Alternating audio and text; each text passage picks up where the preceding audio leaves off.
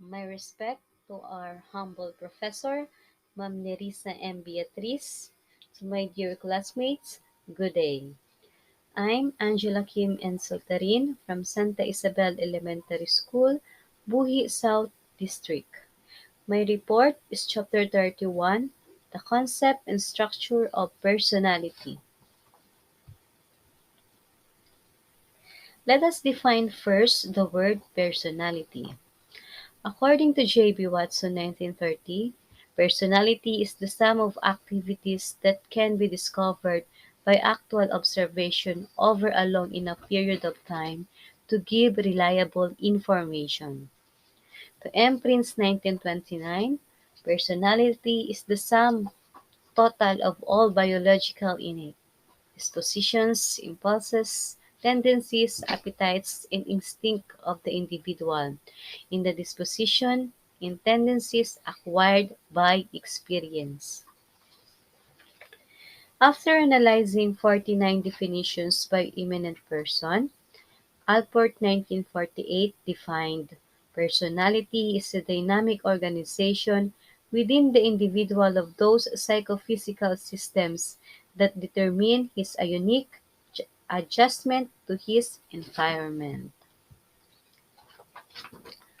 Structure of personality. Sigmund Freud's psychoanalytic theory of personality is composed of three elements. These three elements of personality are known as the id, the ego, and the superego. They work together to create complex human behavior. The first element is the id. The id functions in the irrational and emotional part of the mind. At birth, a baby's mind is all id. Want, want, and want. The id is the primitive mind. It contains all the basic needs and feelings, and it has only one rule, the pleasure principle: I want it and I want it all now. In transactional analysis, it equates to a child. The second element is the ego.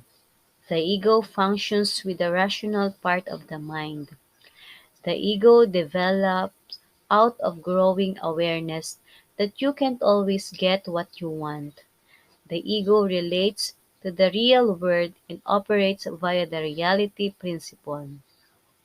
The ego realizes the need for compromise and negotiates between the id and the superego. The ego's job is to get the id's pleasure, but to be reasonable and bear the long-term consequences in mind. Ego equates to adult. The last element that Sigmund Freud composed is the superego. The superego is the last part of the mind to develop. It might be called the moral part of the mind. The superego becomes an embodiment of parental and societal values. It stores and enforces rules. It constantly strives for a perfection, even though this perfection ideal may be quite far from reality or possibility. Its power to enforce rules comes from the ability to create anxiety. The superego has two subsystems: one, the ego ideal, and two, the conscience.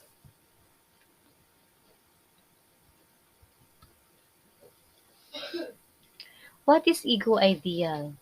Ego ideal provide rules for good behavior and standards of excellence toward which the ego must strive. The ego ideal is basically what the child parents approve of or value. Conscience is the rules about what constitute bad behavior. The conscience is basically all those things that the child feels mom or dad will disapprove or punish. Let's come now to Piaget's stage of cognitive development. Jean Piaget was a developmental psychologist best known for his theory of cognitive development, deal with the nature of knowledge and how humans come to gradually acquire it. Piaget's stage of cognitive development has four stages. First, the sensory motor stage. This stage occurs between the ages of birth and 2 years of age, as infants begin to understand the information entering their sense and their ability to interact with the world. During this stage, the child learns to manipulate objects, although they fail to understand the permanency of these objects if they are not within their current sensory perception. Second stage is the preoperational stage. This second stage begins after object permanency is achieved and occurs between the ages of 2 to 7 years of age. During this stage, the development of language occurs at a rapid pace. Children learn how to interact with their environment in a more complex manner through the use of words and images. Third, concrete operation stage. Occurring between ages 7 and about to 12, the third stage of cognitive development is marked by a gradual decrease in syntestic though and the increased ability to focus on more than one aspect of the stimulus. They can understand the concept of grouping, knowing that a small dog and a large dog are still both dogs, or that pence, quarters, and dollars bills are part of the bigger concept of money. Last but not the least, the formal operations stage. In the final stage of cognitive development from age 12 and beyond, children begin to develop a more abstract view of the world. They are able to apply reversibility and conservation to both real and imagined situations. They also develop an increased understanding of the world and the idea of cause and effect. By the teenage years, they are able to develop their own theories about the world. This stage is achieved by most children, although failures do so has been associated with lower intelligence. Development as a lifelong process. Basic trust versus mistrust. When the parent presents consistent, adequate, and nurturing care, the child develops basic trust and realizes that people are dependable and the world can be a safe place. The child develops a sense of hope and confidence. This is a belief that things will work out well in the end. Autonomy versus shame and doubt.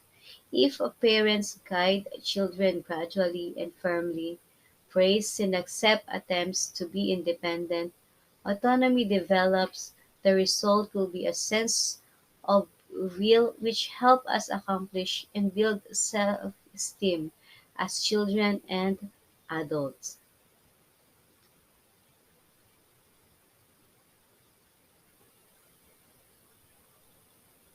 If a parent's too permissive, harsh, or demanding, the child can be feel defeated and experience extreme shame and doubt, and grow up to engage in neurotic attempts to regain a feeling of control, power, and competency. Initiative versus guilt. The child becomes curious about people and models adult. If parents are understanding and supportive of a child's effort to show initiative, the child develop purpose and set goals and acts in ways to reach them. If children are punished for attempt to show initiative, they are likely to develop a sense of guilt, which excess can lead to inhibition. Too much purpose and no guilt can lead to restlessness. The person may achieve their goals without carrying who they step on in the process. Industry versus inferiority occurs during latency, but Erickson did not think this was a rest period. The child begins school and must tame imagination and impulses and place others. If adults support the child's efforts, a sense of competence develops. Young adults attempt to develop identity in ideas about strengths, weaknesses, goals and occupations, sexuality identity, and gender roles. Teens try on different identities, going through an identity crisis, and use their friends to reflect back then. Okay. If they resolves this crisis, they develop fidelity, the ability to sustain loyalties freely pledged in spite of the inevitable contradictions of value system. It can be friends with very different people. That would be all po. Thank you for listening. Thank you very much po, ma'am, and to you, my dear classmates. Thank you.